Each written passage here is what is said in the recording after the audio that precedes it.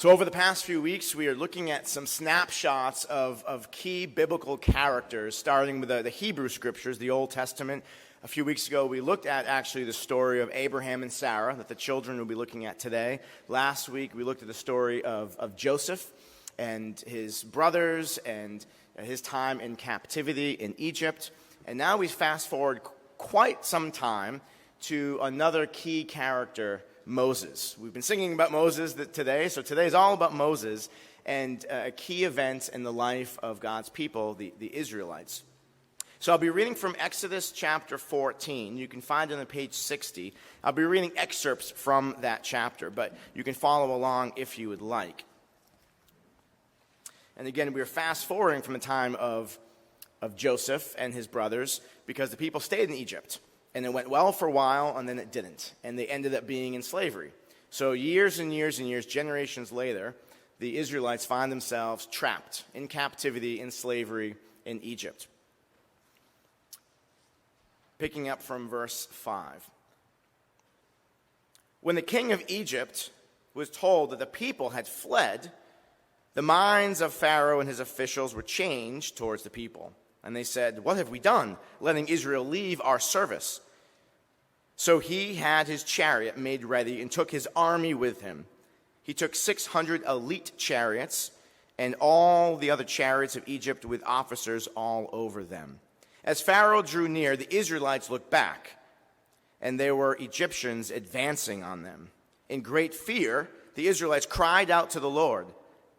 They said to Moses, "Was it because there were no graves in Egypt that you have taken us away to die in the wilderness? What have you done to us, bringing us out of Egypt? Is this not the very thing we told you in Egypt? Let us alone so that we can serve the Egyptians. For it would have been better for us to serve the Egyptians than to die in the wilderness." But Moses said to the people, "Do not be afraid. Stand firm and see the deliverance that the Lord will accomplish for you today. For the Egyptians whom you see today, you shall never see again. The Lord will fight for you, and you have only to keep still." Then Moses stretched out his hand over the sea. The Lord drove the sea back by a strong east wind all night and turned the sea into dry land, and the waters were divided.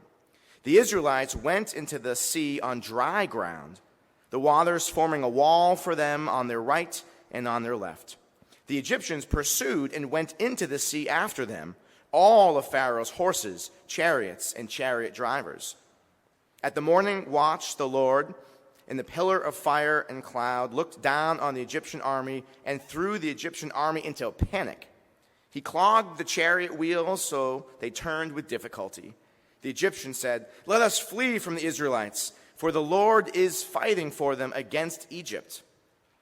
Then the Lord said to Moses, "Stretch out your hand over the sea, so that the water may come back upon the Egyptians, upon their chariots and chariot drivers." So Moses stretched out his hand over the sea, and at dawn the sea returned to its normal depth. As the Egyptians fled before it, the Lord tossed the Egyptians into the sea. The waters returned and covered the chariots and the chariot drivers, the entire army of Pharaoh that had followed them into the sea. Not one of them remained. But the Israelites walked on dry ground through the sea, the waters forming a wall for them on their right and on their left. Let us pray. Good and gracious God, give us ears to hear and eyes to see and hearts that are open to receive and respond to your word, your message to us this day. Amen. On February 18th, 1952, the 500-foot, 10,000-ton tanker, the SS Pendleton, its 9 cargo tanks filled to the top with kerosene and heating oil, had been ripped into 2 offshore. The crew of 41 faced imminent death. It was what we call a nor'easter, with waves that you can't even describe unless you see it, wrote Mark Caron, the chairman of the Orleans Historical Society on Cape Cod. He wrote that about the day the ship sank. A teletype sent after the storm called the waters hazardous, the seas mountainous, the darkness was extreme, and the falling snow and winter gale were violent. Karen said it was a hellish storm. A group of coasties, Coast Guard rescue crew, none of them older than 24, was at the Coast Guard station on Cape Cod when the distress call came over the radio. Coast Guardsman Bernie Weber got an order to take his crew into the storm. It was a suicide mission, said Casey Sherman, who co-authored a book about this called The Finest Hours. Weber and his crew set sail on a small Coast Guard lifeboat known by its call sign 36-500. The storm shattered the boat's windshield, sprayed the men with glass, tore out the compass, and temporarily knocked out the motor. And if you are a boater, you know those are not good things. None of those are good things. So with no direction, no help, and very little hope, they found the stern section of the Pendleton and most of the crew. Weber then faced a fateful choice. Does he take everybody home or try to? Sherman asked. Does he only try to rescue as many as the boat can fit? Well, Weber told his men, boys, we're all going to live tonight or we're all going to die. But we're not going home without all of these men. Now, Weber was the son of a Massachusetts minister, and he said he was praying for a miracle, and he got it. Despite the incredible conditions, Weber piloted the boat back to Chatham, Massachusetts, and sailed into history. His crew saved 32 of the 41 people upon the Pendleton. And to his last dying day, Weber called it divine providence. That is what brought those men back. From the top of the Coast Guard lighthouse in Chatham Harbor, officer in charge Corbin Ross still marvels at the moment, more than 60 years after the daring display of courage found in those waters. Ross said that in the long history of the Coast Guard, that was the greatest small boat rescue the Coast Guard has ever seen. Incredible, heroic story. Now, perhaps you're familiar with the story that we read earlier, and maybe you can picture in your mind Charlton Heston, the Ten Commandments. That movie coming to mind? I think they show it on loop on Easter, or I think it's Easter every single year. This vivid scene of the parting of the Red Sea. And you remember Charlton Heston, he's standing there with his beard and his robe and his staff. The Lord of hosts will do battle for us. Remember? And then this classic line, as he lifts up his staff, behold his mighty hands. It's a line that goes down in history. This iconic story from the book of Exodus. At the time, that scene was considered the greatest special effects cinematography of its time. Now, if my boys would watch it, they're like, Dad, why is that so fake? You know? But back then, it looked real. It's like, that's exactly what it looked like. And it shows how God delivered the Israelites from the Egyptians in a very powerful way. And this act of deliverance, not just that story, but the whole time of deliverance, is still remembered and celebrated by our Jewish sisters and brothers every year during Passover. Passover commemorates the slavery of the Israelites in Egypt and their ultimate exodus to freedom. Now, for years, the Israelites struggled under the oppressive rule of Pharaoh. They had been there a long time, and things were actually not going very well. They were slaves. Slavery, injustice, oppression, and a sense of hopelessness started to change who they thought they were. They had forgotten their true identity. They had forgotten who they were and whom they were, that they were God's chosen people. But that's what oppression can do. It can cause anybody to forget who you really are, who you were made to be.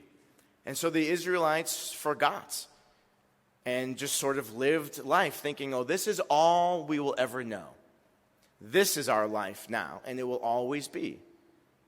But that wasn't true.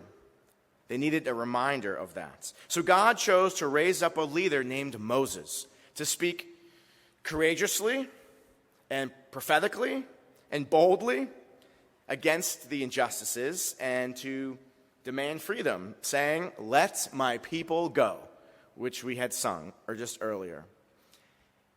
And after he did that, you may recall that there was a series of plagues that impacted Pharaoh and Pharaoh's family and the Egyptians. And after relentless plagues, Pharaoh finally sort of gave in and allowed them, the Israelites, to leave. And they made quick their escape because they knew what would probably happen, which did happen, that Pharaoh would change his mind after a while. So they got up and they left. But then, of course, as often people do, we have a change of heart, a change of mind. We think, I'm not sure I like that decision. Yes, I felt compelled to make that at the time, but now I see the results of that. So Pharaoh changed his mind, partly because, as we read, it was a lot of cheap labor. He was losing many people, and realized this isn't going to be great for our economy and for our construction and what we have going on here. So he pursued them. And then we get to this pivotal time, which we read. Pharaoh and his massive army, which is an overwhelming force, the largest army in the world assembled then. The chariots and the horses and the chariot drivers and everybody. And remember, an overwhelming force finally catch up to Moses and the people. And Moses and the people look back and they see there's a sea in front of them, some body of water that they cannot cross, and an army chasing them. And they thought all was lost. And then they began to grumble and sort of misremember what their former life was like. And they started to blame Moses, which often we can sort of do. Like, life wasn't actually as bad being a slave, It wasn't. So we told you we should have just stayed to be a slave because, now you brought us here to die. So thanks for that. It actually reminds me of a story, which I don't believe I have shared, when my family were first moving here and we went to hike Stowe Pinnacle. And I had hiked it prior myself, and it was a lovely hike, right? Many of you have done that. And there was a Saturday in September. The day actually started off like this, and the forecast was for some rain and maybe a scattered thunderstorm later in the afternoon. But I thought, we're fine. We can make it up and down in plenty of time. So as we're starting to hike, my precious young boys are complaining, as children do, that they don't want to be doing a hike. They would rather be doing something else. I said, guys, it's totally going to be worth it. Once we get up to the summit, you're going to see how amazing the view is from up there.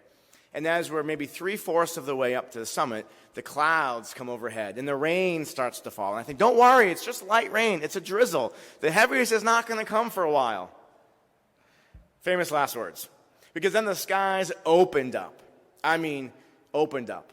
And I checked the radar. You know how you can do that on your phone? And there was one spot of red over Stowe Pinnacle.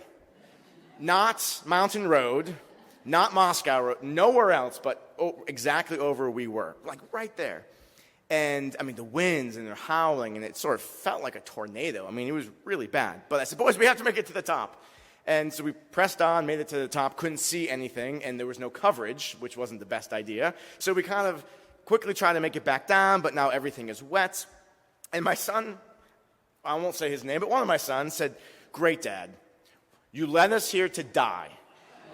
I kid you not, his words. He's like, nice going, Dad. I had one as a parent. That was... Yes. So I know what that's like when your children can grumble against you, when they think a decision that you have made that you hoped or you thought would be really good doesn't turn out at the time to be very good. And that's what happens right here in this story. So as much as this story is really a miraculous story, it's also a very human story. We find ourselves in this situation, relating to some of these people, some of these characters in different stages and different seasons of our life. Maybe you have left an unfulfilling or an unhealthy job for a new one. And after a few times, a couple months or even a year, new issues emerge. and you begin to wonder if the old job really wasn't so bad, actually. But this could be true for a new home or big move, or a new relationship that you're in now, or a new church, or just a new way of life. And maybe there's a moment that you're at this crossroads, and you see something behind you pursuing you, and you see something ahead that looks really daunting, and you think, did I make the right decision? Sometimes the grass is not always greener on the other side, but it doesn't mean that the other side wasn't where you were supposed to be. Although I will say the grass is always greener here in Vermont because of all the rain we get. So it's called the Green Mountain State for a reason. So the grass is always greener on the other side. So come to Vermont. But when we find ourselves at this crossroads, or even at a barrier that seemingly is preventing us from taking the next step towards God's promises and towards stepping into the future, which sometimes is unknown, how do we react? How should we react? Should it be like the children, the Israelites, who start to complain and question and grumble? That's probably what we often do. That might be our nature. Or, like Moses, to say, stand firm, trust in God. We may not see the way right now, but we have to trust in God's deliverance. And all you have to do is to stand still. Just stand still and trust. And then when the way does open, when the path does show itself, walk forward. Don't look back. Don't walk backwards. Don't wish you were back there. Keep going straight ahead. Friends, the reality is that at times in our lives, we all have something holding us back from the freedom, from the promises, and from the new life that God has in store for us. Maybe there's a struggle that you're currently facing, and you're not sure that you have the courage to continue on. As the hymn we sang earlier, it reminds us, when our bondage is left behind us, new hopes within us grow. And sometimes we have to really leave behind whatever that bondage is in order to have the hope of something new and new possibilities ahead of us. I'm not sure what oppression you might be facing. For some, it might be internal. Fears and phobias, anxieties and addictions. For some, it might be external pressures or systemic forces that are hard to overcome. At times, we all face mental and physical, relational, and spiritual forms of slavery. And I say slavery because what they do is they keep us in captivity in some form or another. It holds us back from living the life that we are intended to live, living the life that we want to live, living the life and the dream that God has before us. So my guess, and it's maybe an educated guess, is that we all need to be delivered from something in our lives. And at some point in our lives, we will all need to be rescued, or someone that we love dearly will need to be rescued. And we're reminded of what Moses said to the people. And I say to you this morning, do not be afraid. Stand firm and see the deliverance that the Lord will accomplish for you today. As God once used a leader named Moses to set his people free, God sent Jesus to be the ultimate deliverer and rescuer for all of humanity. In talking about his own mission, Jesus said, "The Spirit of the Lord is upon me, because he anointed me to bring good news to the poor. He has sent me to proclaim release to captives and recovery of sight to the blind, to set free all who are oppressed." That includes you. That includes me. And so, friends, the good news that we share today, the good news that we celebrate every time we gather, is that we can have hope in this life, that there is good news of God's ultimate freedom. Thanks be to God. So no matter the storms that you face, or how high and rough the seas may be for you or for a loved one in this season of life, may you have the courage to follow God's promises. Stand firm, stand still, and then walk forward in faith on dry ground. Amen.